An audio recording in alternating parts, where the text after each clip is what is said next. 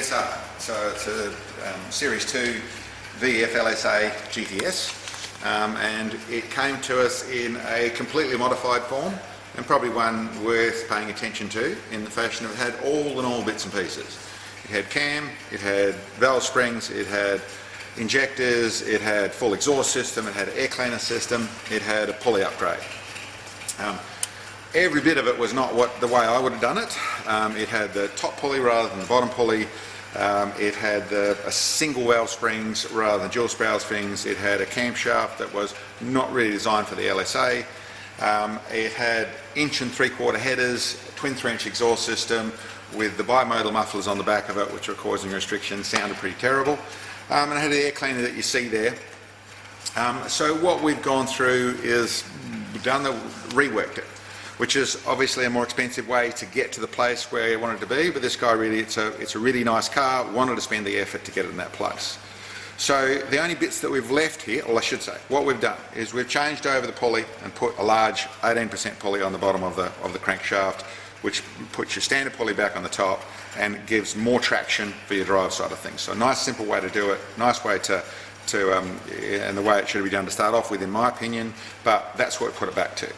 We've also put dual valve springs into it and changed the camshaft over to profiles that suit the LSA a little more in the way of what we've designed previously. We haven't changed the headers, so it's still running, the headers are a bit small, these are 1 3/4 inch headers.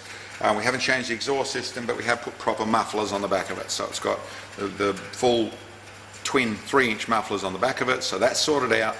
I've also put one of my reservoirs on there, as you can see, and it's still got the air cleaner system on it, which is a little bit restrictive. Not bad, but a little bit restrictive compared to the Harrop system, and like I said, the 1 3/4 inch headers. Over here at the graph, okay, here's where we started, what it was. That red run down the bottom there, 530, 540 horsepower at the tyres. Probably the bigger difference, or as you can see down the bottom here, wasn't that strong down the bottom there. As you can see, that blue line is what we just did in the dyno now. There's a good increase. Even back down at 2,000 revs, there's a 30 horsepower increase in power.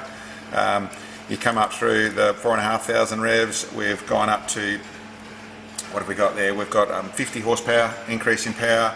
Up at the top end, up where we're running to the same place, we're still running at 60 horsepower increase, and actually it pulls into nearly 80 horsepower increase right at the top of it. So a really good improvement. It is probably a little bit low of what I expect of an 18-cent pulley with all the other bits and pieces, but with the headers on there being a little bit restrictive, the air cleaner pulling the boost down a little bit, we're about 1.5 pounds down from what we'd normally expect to see.